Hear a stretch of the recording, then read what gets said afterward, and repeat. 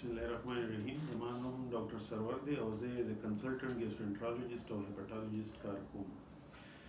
نننۍ ویډیو کې به موږ دا خبره ډسکس کوو چې هغه کوم علامات دي چې هغه په یو مریض کې موجود وي، نو هغه به د ګیسټرونټرالوجیسټ او هیپاټالوجیسټ سره د خپل بیمارۍ تشخیص لپاره ملاویږي.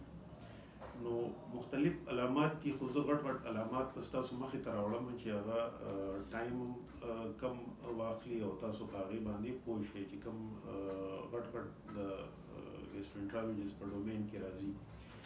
نو د خولې مختلف داسې بیماریانې دي لکه د خولې زخمونه جوړېدل، بار جوړېدل، د خولې د ژبې پخېدل. دې نه علاوه د خوراک د نالۍ مختلفې بیماریانې چې په هغې کې د خوراک نښلېدل دي یا د اوبو نښتل دي او خوراک واپس راولټی کول، دغه د خوراک د نالۍ مختلف علامات دي. دې نه علاوه په سینه کې درد راتلل، خو چې هغه د زړه د وجې نه وي، د سینه سوځېدل، نو دا د خوراک د نالۍ د زخم د وجې نه کیدی شي. داسې قسمه بیماران. دې نه علاوه د معدې درد، د معدې سوځېدل، یا بعضې بیماران وایي د خوراک وخورم زما په معده بوج پرې باسي، داسې بیماران. یا په الټو کې وینه راغورځول چې هغه د خوراک د نالۍ د اسافګس د وجې نه وي، د معدې د وجې نه وي، یا د خوراک نالۍ کې کله ناکله د زیړي بیماران چې کوم وي، د تور زیړي چې د هغې اینا کمزوري شوي وي، ویریسز ورته موږ وایو، د هغې نه وینه راتلل په الټو کې. داسې قسمه بیماران. یا داسې قسمه بیماران چې هغې وایي موږ خوراک وخورو او څه ټایم بعد هغه بیا واپس راولټی کړو، او د هغه بیمارانو ورسره وزن کمیدل، داسې قسمه بیماران.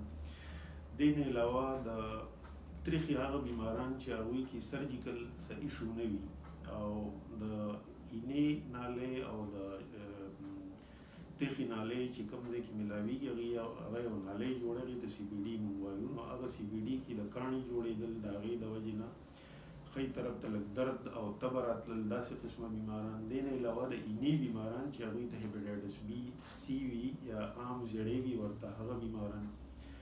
یا د اینا دومره خرابه وي چې موږ ورته لیور سیروسز وایو او د هغې د وجې نه په خېټه کې اوبه جوړېدل، یا د هغې د وجې نه د بېهوشۍ چپې راتلل چې ورته موږ انکیفالوپاتي وایو.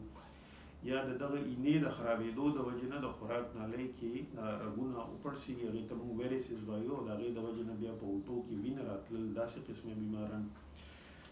د دې نه علاوه د لبلبې هغه بیماران چې هغې ته د لبلبې درد، یعنې د معدې په دې ځای کې خواوشا دې ایریا کې ډېر سخت درد راتلل چې هغه شاته ځي او د هغې د خوراک سره زیاتېږي، نو دا د لبلبې درد کیدی شي. داسې قسمه بیماران.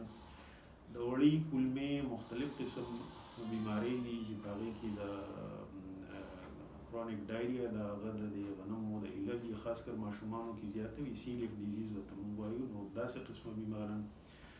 یا د غټې کولمې مختلفې بیمارۍ دي چې په هغې کې د غټې کولمې نه وینه راتلل چې موږ ورته لور جې بلیډینګ وایو. یا خېټه خرابېدل د ډېر ټایم لپاره چې 4 هفتو نه زیاته وي، دې ته کرونیک ډایریا موږ وایو. نو داسې قسمه بیماریان. یا ډکو میتیازو سره غوټه راوتل، یا ډکو میتیازو سره درد راتلل، داسې قسمه بیماران. نو دا مختلف غټې او څو داسې بیمارۍ دي چې دا د ګیسټرونټرالوجیسټ او هیپاټالوجیسټ په ډومین کې راځي. نو دا نننۍ ویډیو مقصد صرف دا دی چې زه دا کنسپټ کلیر کړم چې یاره دا داسې قسمه علامات په یو مریض کې وي، نو داسې قسمه بیمار به د ګیسټرونټرالوجیسټ یا هیپاټالوجیسټ سره به ملاویږي د خپلې بیمارۍ د تشخیص او فردر علاج لپاره. السلام علیکم.